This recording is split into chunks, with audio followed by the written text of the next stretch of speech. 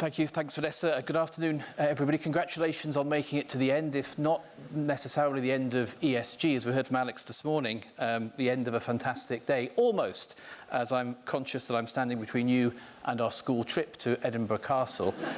Probably the least ESG-friendly venue we could have chosen to go to tonight. The castle accounts for around a third of historic Scotland's total emissions. Thanks to all those drafty corridors, all the windows, the arrow slits and things there. Given some of the things that have gone on at the castle over the centuries, it has a pretty dreadful human rights record.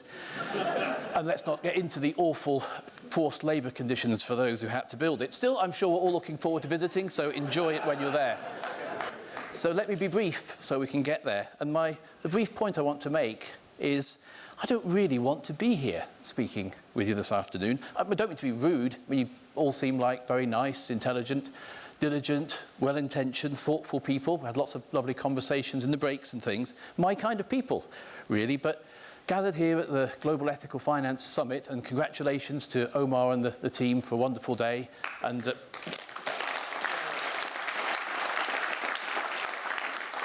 which I'll do my best not to spoil now.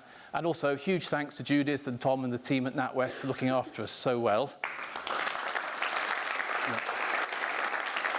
We're here as a group of like-minded individuals who probably all agree with me and agree with each other on the need to rewire business, finance and civil society to ensure a successful, just transition. It's Sarah's confirmation bias she talked about earlier.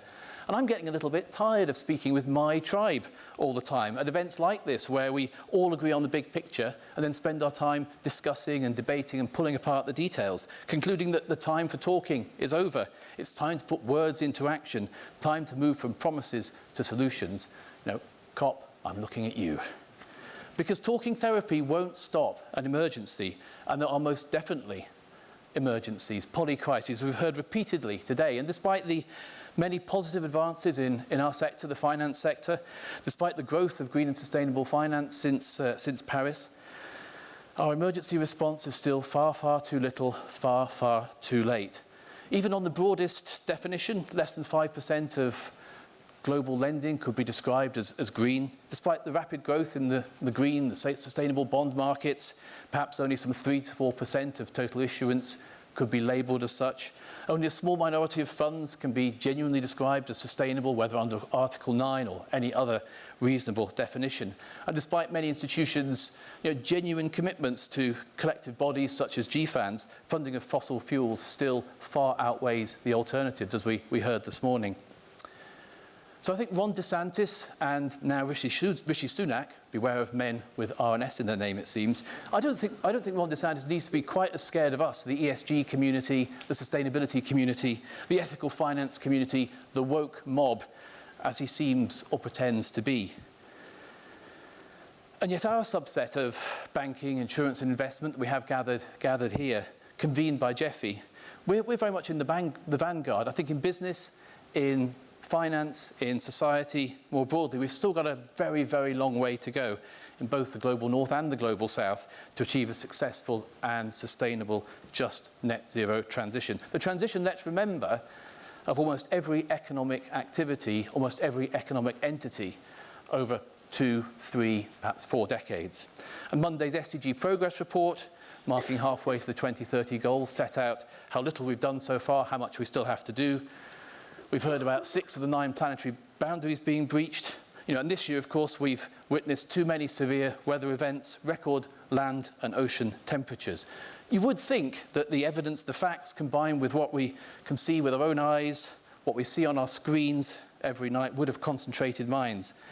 And yet, as is in the news just now, and many of you I know will be checking your phones rather than listening to me, so you'll know more about what's being said in Westminster right now.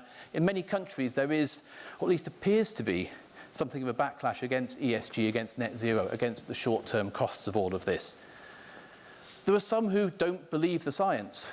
Well, I've got news. Science isn't actually a belief system, but a systematic method for understanding the natural world based on evidence, experimentation and peer review. But hey, I'm sure your alternative facts are based on an equally credible methodology that we can all get behind too.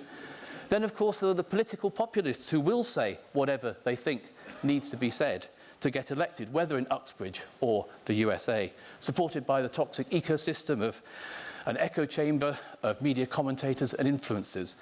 We're not going to change their minds, except by voting. So please vote if you do nothing else. But it's not really that small minority.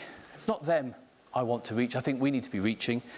We need to engage the great majority who understand our world is changing, who get that there is an emergency, who understand we can't carry on as we are, but for whom the challenges just seem too big, too distant, too costly, too scary to give people the agency to do anything about them. It kind of brings together the tragedy of the commons, the tragedy of the horizon, I think compounded by the tragedy of all the doom, the gloom, and the jargon we use to position ourselves as the experts, not least those three most terrifying letters, E, S, and G. And we don't engage well with the majority at the moment. You know, there's perhaps 250 of us in Goggerburn. We all agree with each other. Well, you may not agree with me now, but that still leaves 249 by my count.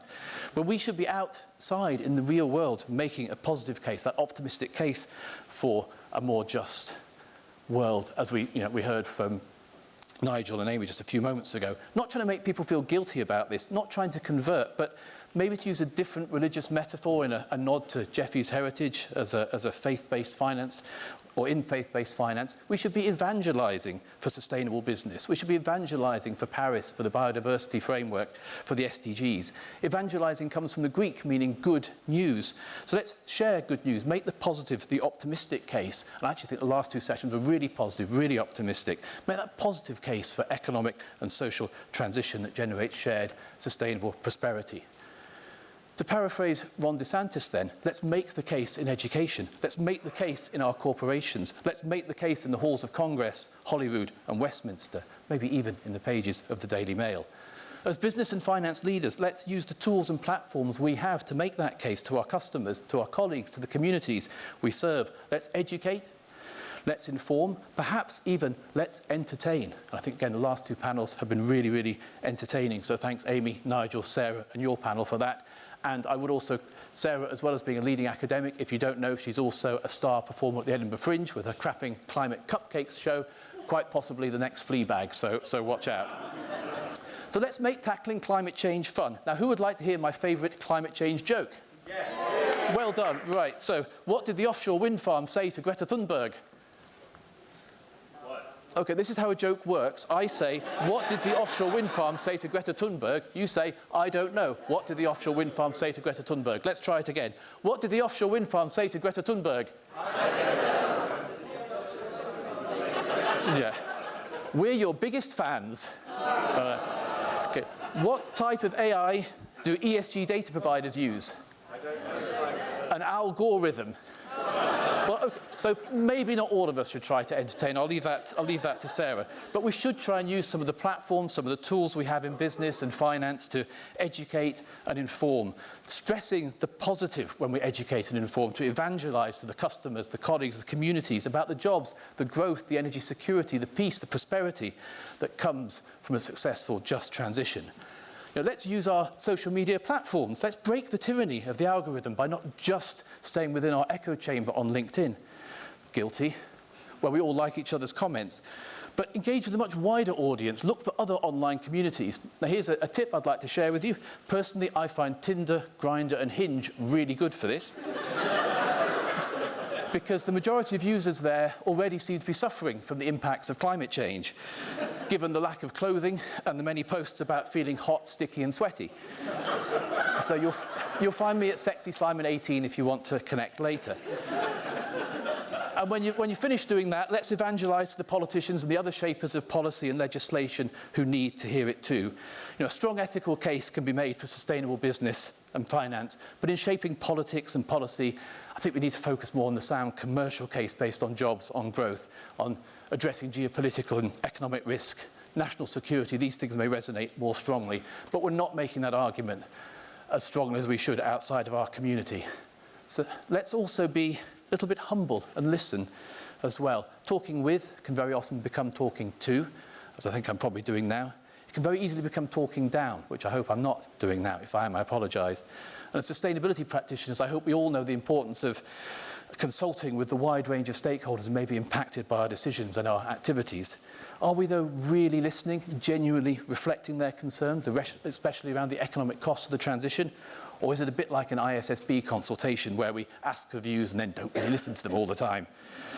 So let's preach less, engage, evangelise more, and build a much wider, stronger and more sustainable, in all senses of that word, coalition. It's a big job. I think it can be done.